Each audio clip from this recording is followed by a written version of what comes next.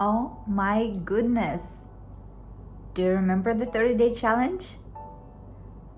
I failed it. And I thought there is nothing better than to wrap this experience, this experiment, this attempt with this 11th video that is a video on failing the challenge and celebrating this. So I'm celebrating with you with a cup of tea, and I want to invite you to put in something yummy into your cup. Maybe it's coffee, maybe it's tea, maybe it's an organic substitute to a coffee that tastes like coffee but actually is plants. I know some of them are out there. I'm not a coffee lover, so maybe it's just a cup of water, maybe it's a glass of wine. Whatever feels good to your body and soul right now, I hope you can hit the pause and go and get it. We will be here just for 10 minutes. It's going to be a super short break, and let's just enjoy it, because the truth is, life is to be enjoyed. Okay. So I hope you are back with your cup. And what I want us to do today is to celebrate failure. Because if you are an entrepreneur, if you are having dreams that you're going for, if you are working on some kind of projects, setting goals, ambitious goals that you want to reach, then probably you will have to meet failure a lot. The only way not to fail is to never, ever try anything, and then you will not fail. I mean, I guess it's better even to be dead right away, because then for sure you're not going to fail. So we are bound to fail. But what I find is that we are not taught how to celebrate, how to enjoy, how to really soothe and relax inside of our bodies. This is so super important, because I mean, when we are facing failure, right?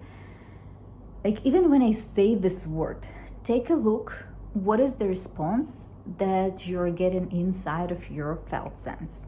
So for me, I can right away feel a little tension in my chest. My breath begins to be a little pressured and shallow. Maybe a lot pressured.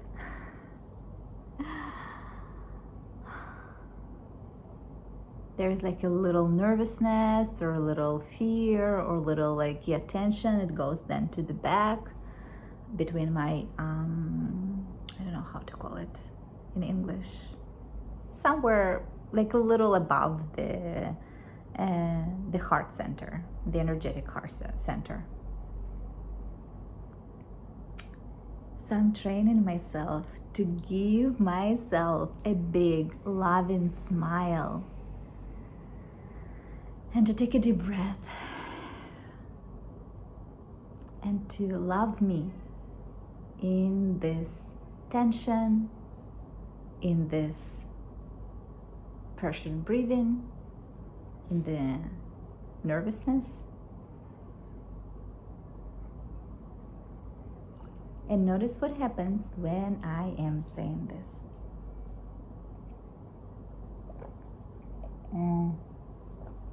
Such a yummy tea. I'm right now in Tel Aviv, in Israel, in the midst of the Levinsky market neighborhood, where there are lots of spices. This market is famous for its spices, I think olives and nuts, and teas are amazing here as well. This one has rosebuds, Louisa, lemongrass, yeah, and more things. I think ginger too. Yeah, all kinds of things. Chamomile, I think too.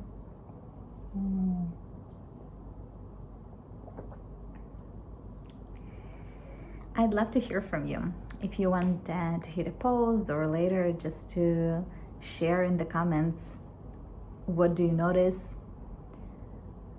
What arises in you when you think of failure? What happens when you do this process with me, when you hug yourself, when you smile to yourself, when you really give yourself space for the sensations to be, right? But also infuse that space with love and acceptance and smile. Just smile, smile, smile. Smile, smile, right? It's like, think about a kid who fell, and a kid is really crying and maybe scared. But you as an adult, you know that it's okay. You look them over, you know that they are fine. Maybe they're scared, maybe it was very unpleasant physical sensation when they fell, but you know it's all fine. So you hug, and in your heart you feel at peace. So it's something like that. You just know it will take the child time to soothe and relax. So the same is here. If we have been accustomed to think that failure is something bad, and when I say this, I don't mean consciously, because consciously you might have heard this message for a long time. You know, a lot of people who are entrepreneurs, business developers, startup developers would tell you that to be in independent business and to grow your business, you have to be comfortable with failing, because you will fail a lot. It's a function of acting, of doing things, of going after your goals, of trying all kinds of things, going into unknown. It's a function of it that you will fail for sure, right? So you kind of get to find your ease with failure. You have to develop a relationship that is comfortable enough so that it doesn't stop you. So it's not something conscious. You may already have heard it and consciously agreed that, yeah, I want to be good friends with failure. I don't want to be scared of it. I understand it will happen. But it does not work that way, that it's enough for us to adopt a new idea and this is it. Our body remembers something that had been instilled, something that had been learned in childhood and have been practiced over the lifetime, and probably over lifetimes. It is still something that is very mainstream and common in the collective field, also historically and in present time. It is deep in our physiology. So this is why I'm drawing your attention to the felt sense when we talk about it. And this is why I'm also offering you to make this change in your attitude with yourself, in your attitude with your felt sense. So these are two things that you can be doing on your own. If you have a moment when you catch yourself being bumped about something, and then you notice what happens in your experience, in your body, what you feel, tension, something, right? And then a third step, a next step, is to take a deep breath, and smile, and infuse yourself with love, infuse your inner space with love, wrap that tension with love. And different people do it differently. So for me, the moment I say it, it's like sending a lot of kisses into all of this area. And sometimes the image of like a pink energy is there, like an energy of love and softness and gentleness and compassion for me, right? That's the association. And it begins to be just super pleasant, just really, really pleasant.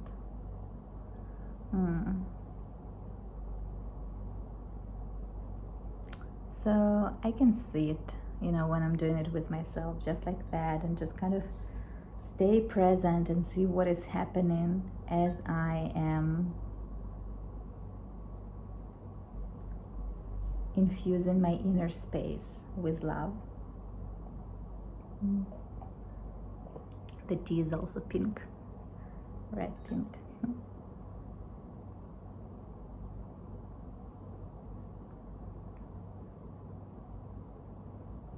What is incredible for me is that the inner reality changes. It feels like that place that was tense is being then transformed, because it's like soaking in this pinkish love, in pleasant, joyful energy. So it begins to be pinkish too, and soft. You know, like maybe if it was a sponge and I put it in a pinkish water, then it all gets in. Or like I don't know, like some kind of a dessert bowl of something that I put in a syrup, and then it all like soaks in. So something like that. And then I noticed that energy flows from this place, something flows up. So the tension is being released. By the way, do you see what I'm doing with my hand? You may notice that this is something that you will want to do as well. So if it feels good, try to do it as well. It actually helps.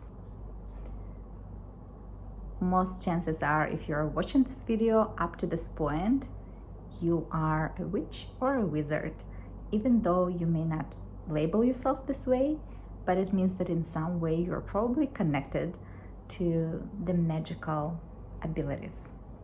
So let's start reclaiming them. And if you want me to talk more about that, please also let me know, because this is something that I'm actually really wanting to do.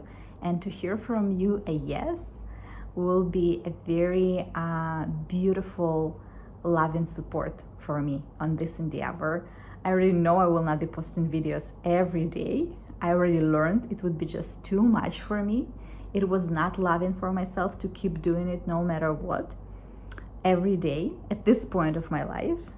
But I definitely will be posting weekly. That I know, and maybe even more than that. We'll see. Have a beautiful day, night, and everything.